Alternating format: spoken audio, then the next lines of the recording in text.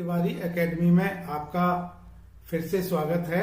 आज हम अध्याय 10 जो कि क्षेत्र मिति है, इसकी प्रश्नावली 10.2 करेंगे। प्रश्न 1, निम्नलिखित आकृतियों के क्षेत्रफल ज्ञात कीजिए। तो बच्चों यहाँ पर कुछ आकृतियां दी गई हैं, इनके हमने क्षेत्रफल ज्ञात करने हैं।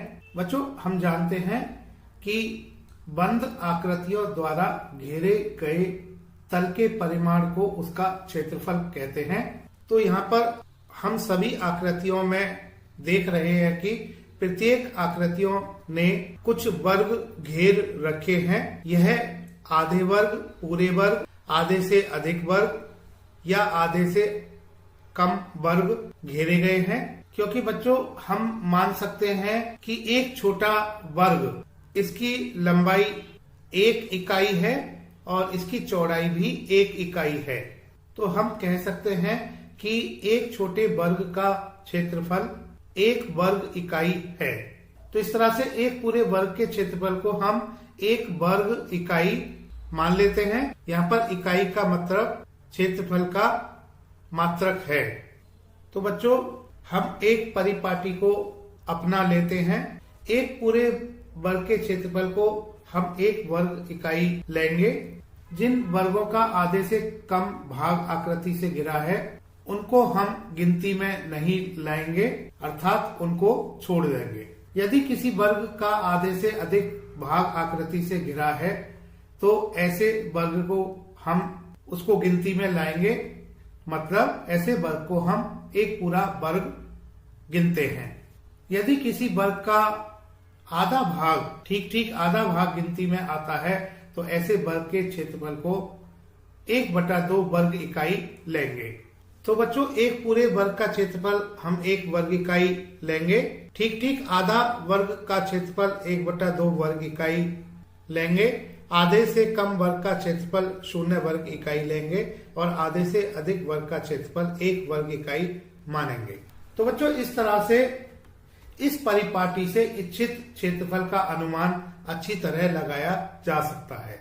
अब हम आकृतियों के क्षेत्रफल ज्ञात कर लेते हैं। पहले भाग ए करेंगे। यहाँ पर हमने देखना होगा कि पूरे घिरे वर्गों की संख्या कितनी है। तो हम देखने से पाते हैं कि पूरे घिरे हुए वर्ग 1, 2, 3, 4, 5, 6, 7, 8, 9। तो पूरे घिरे वर्गों की संख्या 9 है। तो इस तरह से इस आकृति का क्षेत्रफल 9 गुणा 1 वर्ग इकाई हो जाता है, क्योंकि पूरे घिरे वर्ग 9 है और 1 वर्ग का क्षेत्रफल 1 वर्ग इकाई है। तो कुल क्षेत्रफल 9 गुणा 1 बराबर 9 वर्ग इकाई होगा। भाग बी में देखने से पता चलता है कि पूरे घिरे वर्गों की संख्या 1, 2, 3, 4, 5 है। तो इस तरह से क्षेत्रफल 5 गुणा 1 बराबर 5 वर्ग इकाई होगा। भाग सी में पहले हम पूरे घिरे वर्गों की संख्या देख लेते हैं। यह 1 और 1 2 है। तो भाग सी में पूरे घिरे वर्गों की संख्या 2 है।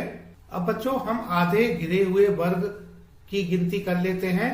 यह 1, 2, 3, 4, आधे घिरे वर्ग 4 है। अब हम कुल क्षेत्रफल ज्ञात करेंगे। बच्चों क्योंकि पूरे घिरे वर्ग 2 हैं तो 2 गुणा 1 धन आधे घिरे वर्ग 4 हैं। आधे घिरे वर्ग के लिए 4 गुणा 1/2, क्योंकि आधे वर्ग का क्षेत्रफल 1/2 वर्ग इकाई होता है। 2 गुणा 1 2 होता है धन 4 गुणा 1/2, 4/2 मतलब 2 होगा। तो इस तरह से कुल क्षेत्रफल 2 धन 2 4 वर्ग इकाई आ जाता है। तो भाग सी की आकृति का क्षेत्रफल 4 वर्ग इकाई होगा।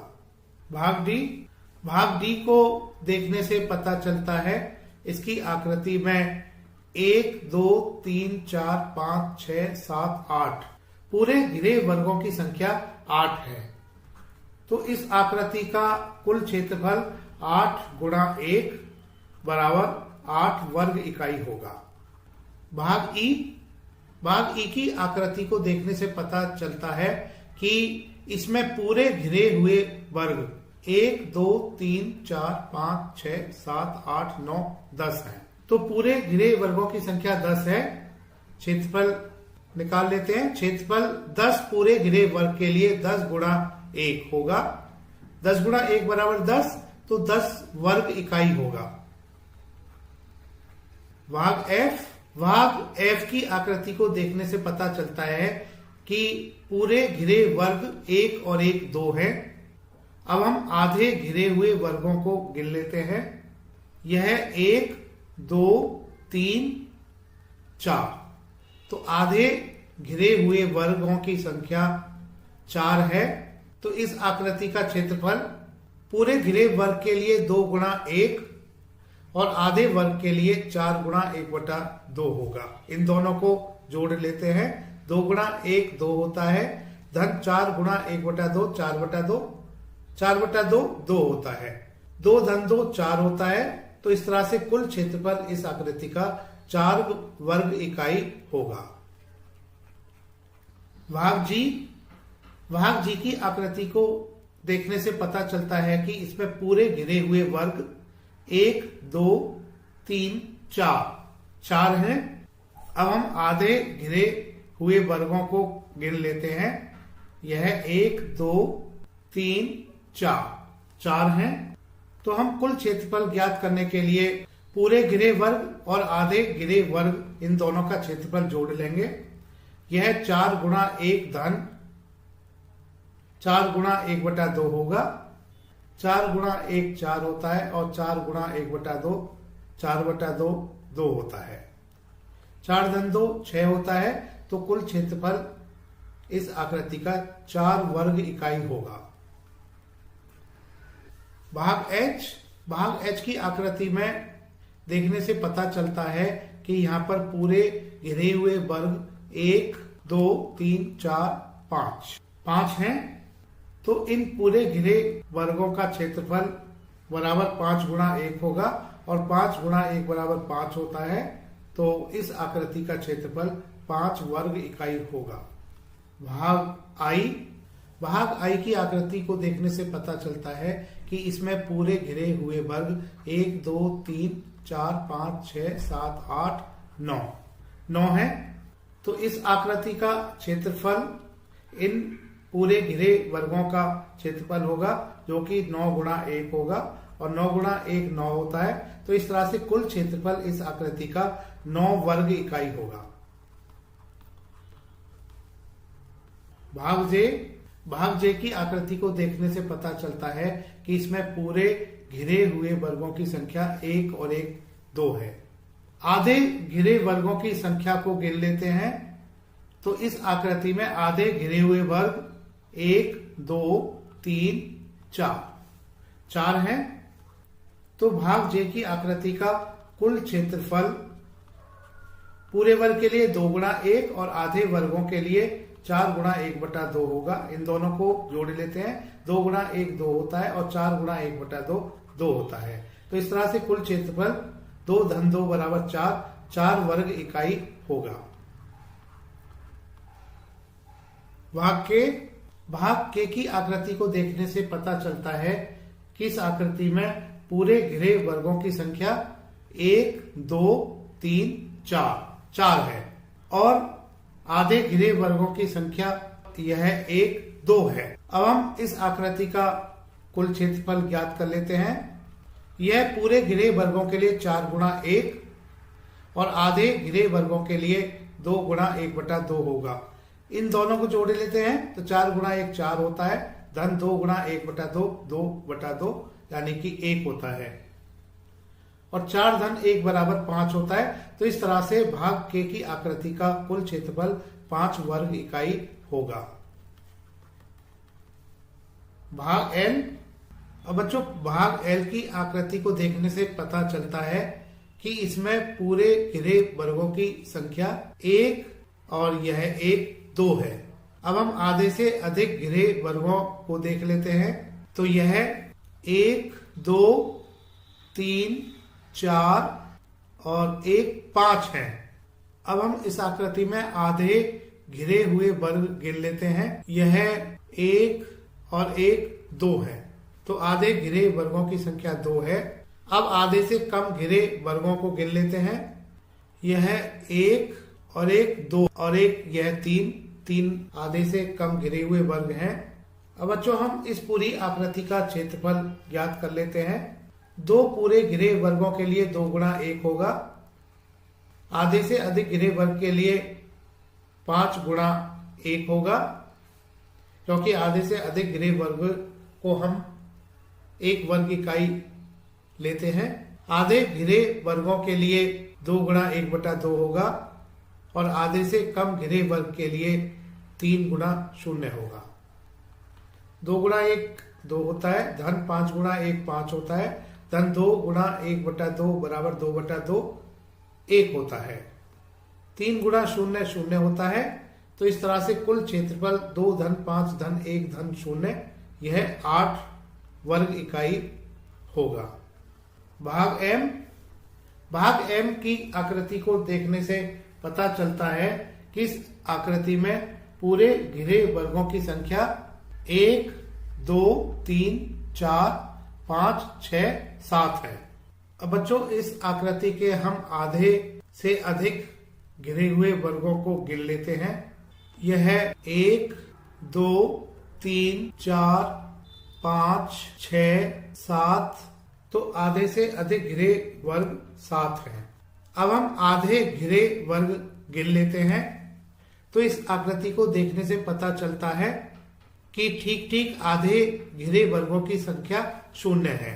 अब हम आधे से कम घिरे वर्गों को गिन लेते हैं।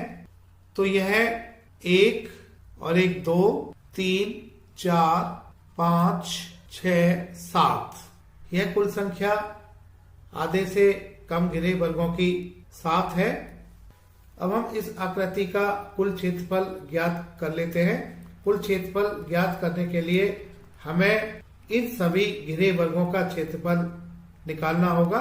तो पूरे घिरे वर्ग का क्षेत्रफल 7 गुणा 1, आधे घिरे वर्ग का क्षेत्रफल 0 गुणा 1/2, आधे से अधिक घिरे वर्ग का क्षेत्रफल 7 गुणा 1, आधे से कम घिरे वर्ग का कुल क्षेत्रफल 7 गुणा 0 होगा। इन सबको जोड़ लेते हैं। 7 गुणा 1 7 होता है, 0 गुणा 1/2 0, धन 7 गुणा 1 7, धन 7 गुणा 0 0, 7 धन 0 धन 7 धन 0, यह 14 होता है।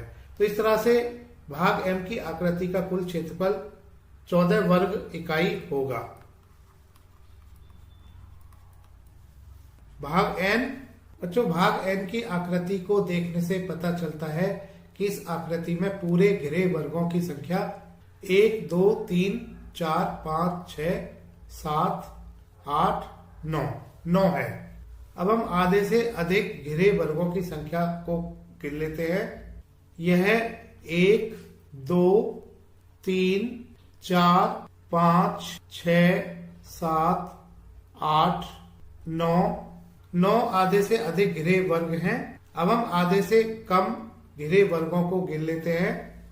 यह 1 2 3 4 5, तो आधे से कम घिरे वर्गों की संख्या 5 है। अब हम आधे ठीक आधे घिरे वर्गों को गिन लेते हैं। इस आकृति को देखने से पता चलता है कि ठीक आधे घिरे वर्ग 0 है। अब हम कुल क्षेत्रफल भाग N की आकृति का ज्ञात कर लेते हैं। इसके लिए पूरे घिरे वर्गों का क्षेत्रफल 9 गुणा 1 होगा। आधे से अधिक घिरे वर्गों का क्षेत्रफल 9 गुणा 1 होगा। आधे से कम घिरे वर्गों का क्षेत्रफल कुल क्षेत्रफल 5 गुणा 0 होगा। ठीक आधे से घिरे वर्गों का क्षेत्रफल 0 गुणा 1/2 होगा। कुल क्षेत्रफल के लिए इन सभी क्षेत्रफलों को हम जोड़ लेते हैं। 9 गुणा 1 9 होता है, धन 9 गुणा 1 9 होता है, धन 5 गुणा 0 0 होता है, धन 0 गुणा 1/2 0 होता है। 9 धन 0 धन 0 18 होता है। तो इस तरह से भाग N की आकृति का कुल क्षेत्रफल 18 वर्ग इकाई होगा। बच्चों, तिवारी एकेडमी को देखने के लिए धन्यवाद।